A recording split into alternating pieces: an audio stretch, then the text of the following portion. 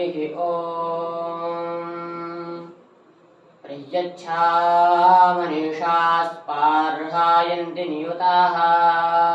तदस्रा नियुद्रतः पूषा अविष्टमाहिनः यस्यत्यन्महित्वं वाताप्यमयञ्जनाः विप्र आवं सद्धेति वृश्चिकेत सुष्टुतीनाम् सवेदसुष्टुतीनामिन्दुन्न पूषा वृषा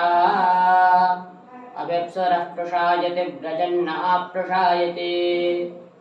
सेमहित्वा वयमस्माकं देवपूषन्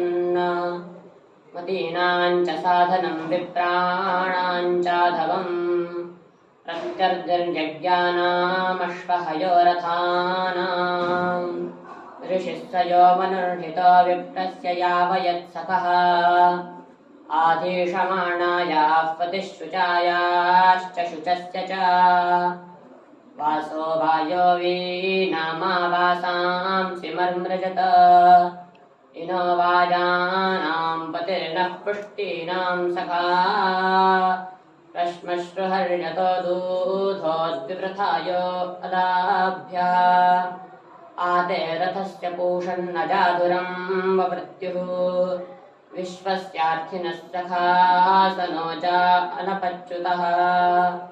अस्माकमूर्जारथं पूषा अविष्टमाहिनः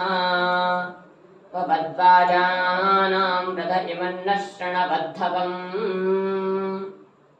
ऋचो अक्षरे परमेभ्यो मन्यस्मिन् देवा अधिविष्टे निषेदुः